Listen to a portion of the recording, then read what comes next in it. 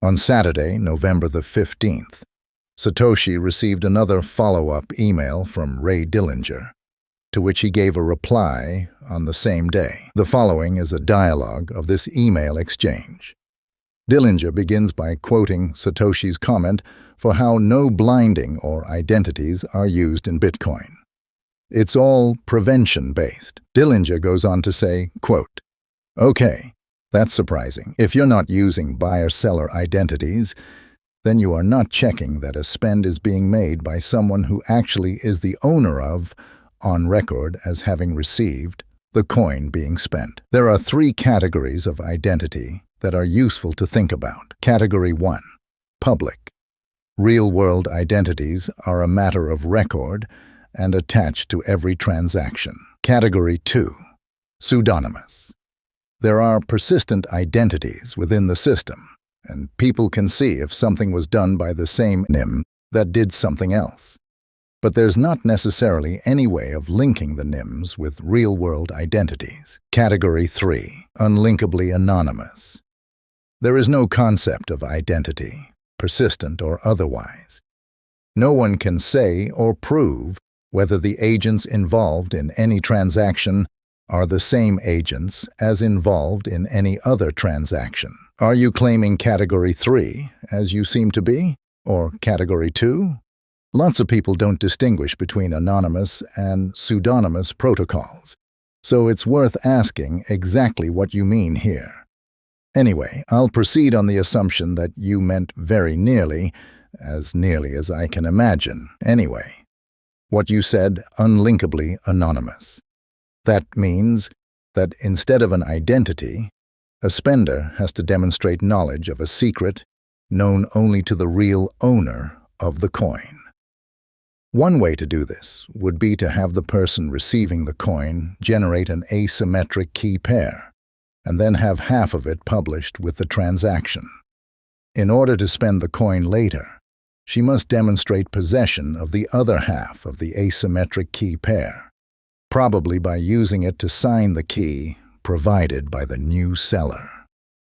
Satoshi validated this interpretation by saying, quote, Right, it's ECC digital signatures. A new key pair is used for every transaction. It's not pseudonymous in the sense of NIMs identifying people, but it is at least a little pseudonymous in that the next action on a coin can be identified as being from the owner of that coin. Dillinger continued his line of thinking with, quote, "So we cannot prove anything about identity, but we can prove that the spender of the coin is someone who knows a secret that the person who received the coin knows. And what you say next seems to confirm this, i.e., no challenges or secret shares." Note, even though this doesn't involve identity per se, it still makes the agent doing the spend linkable to the agent who earlier received the coin. So these transactions are linkable. In order to counteract this, the owner of the coin needs to make a transaction, indistinguishable to others from any normal transaction, in which he creates a new key pair and transfers the coin to its possessor, i.e., has one sock puppet spend it to another. No change in real-world identity of the owner. But the transaction linkable to the agent who spent the coin is unlinked. For Category 3 unlinkability, this has to be done a random number of times, maybe 1 to 6 times. By the way, could you please learn to use carriage returns? Your lines are scrolling stupidly off to the right, and I have to scroll to see what the heck you're saying, then edit to add carriage returns before I respond. As for your comment about how no report of bad actors is circulated, I don't know if I'm comfortable with that. You're saying there's no effort to identify and exclude nodes that don't cooperate? I suspect this will lead to trouble and possible DOS attacks. To which Satoshi replied, quote, There is no reliance on identifying anyone. As you've said, it's futile and can be trivially defeated with sock puppets. The credential that establishes someone as real is the ability to supply CPU power. Dillinger then went on to ask some more questions about double spending transactions. Quote, when you say same transaction, and you're talking about transactions that are obviously different, you mean a double spend, right? Two transactions signed with the same key? And as for waiting a few blocks to make sure that resolution has had time to complete. Until what? How does anybody know when a transaction has become irrevocable? Is a few blocks 3, 30, 100? Does it depend on the number of nodes? Is it logarithmic or linear in number of nodes? Satoshi responded to this by saying, quote, Section 11 calculates the worst case under attack. Typically, 5 or 10 blocks is enough for that. If you're selling something that doesn't merit a network scale attack to steal it, in practice you could cut it closer. Dillinger went on to say, quote, in the absence of identity, there's no downside to them if spends become invalid. If they've already received the goods they double spent for, access to website, download, whatever, the merchants are left holding the bag with invalid coins, unless they wait that magical few blocks. And how can they know how many? Before treating the spender as having paid. The consumers won't do this if they spend their coin and it takes an hour to clear before they can do what they spent their coin on. The merchants won't do it if there's no way to charge back a customer when they find that their coin is invalid because the customer has double spent. Satoshi replied, quote, This is a version 2 problem that I believe can be solved fairly satisfactorily for most applications. The race is to spread your transaction on the network first. Think 6 degrees of freedom. It spreads exponentially.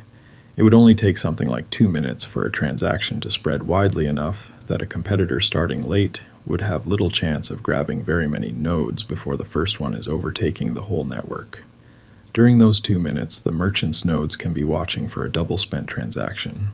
The double spender would not be able to blast his alternate transaction out to the world without the merchant getting it, so he has to wait before starting. If the real transaction reaches 90% and the double spent transaction reaches 10%, the double spender only gets a 10% chance of not paying and 90% chance his money gets spent. For almost any type of goods, that's not going to be worth it for the scammer. Information-based goods like access to website or downloads are non-fencible. Nobody is going to be able to make a living off stealing access to websites or downloads. They can go to the file-sharing networks to steal that. Most instant access products aren't going to have a huge incentive to steal. If a merchant actually has a problem with theft, they can make the customer wait 2 minutes or wait for something in email, which many already do. If they really want to optimize and it's a large download, they could cancel the download in the middle if the transaction comes back double spent. If it's website access, typically it wouldn't be a big deal to let the customer have access for 5 minutes and then cut off access if it's rejected. Many such sites have a free trial anyway. Satoshi Nakamoto. Dillinger then finished his email to Satoshi, quote, so there's a possibility of an early catch when the broadcasts of the initial simultaneous spends interfere with each other. I assume here that the broadcasts are done by the sellers, since the buyer has a possible disincentive to broadly disseminate spends. When you say L pretty much contains everything in A all the time. That's a big difference between a proof of work that takes a huge set number of CPU cycles and a proof of work that takes a tiny number of CPU cycles but has a tiny chance of success.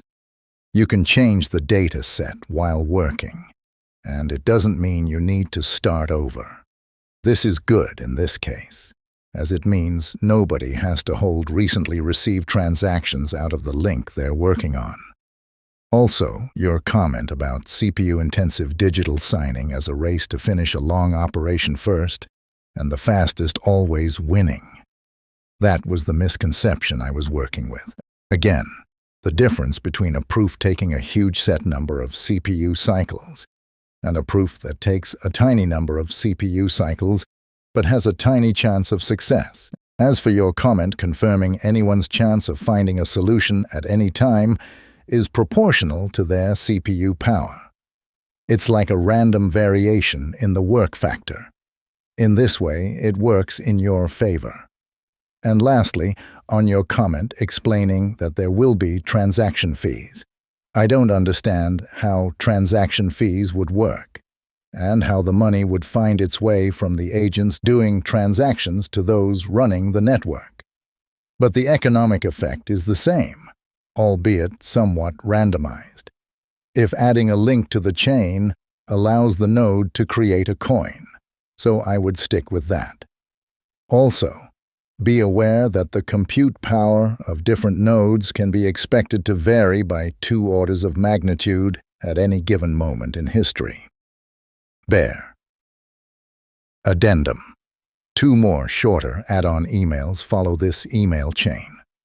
The first one was on Monday, November 17th, from Nicholas Williams, a lead software engineer at Oracle. He replied to Dillinger and Satoshi's comments related to how there are no specific identities used in Bitcoin. Quote, "How do identities help? It's supposed to be anonymous cash, right? And say you identify a double spender after the fact, then what? Perhaps you're looking at a disposable ID, or perhaps you can't chase them down. Double spend detection needs to be real-time or near real-time." Nico. The second add-on email was by James Donald and replied to this comment by Nicholas. Quote, "Actually, no. It is, however, supposed to be pseudonymous, so dinging someone's reputation still does not help much. Also, near real-time means we have to use UDP or equivalent rather than TCP or equivalent, and we have to establish an approximate consensus. Not necessarily the final consensus, not necessarily exact agreement, but close to it in a reasonably small number of round trips." Satoshi never followed up on these last 2 add-on emails by James and Nicholas. If you want to support more of this kind of content, visit shopbitcoin.shop.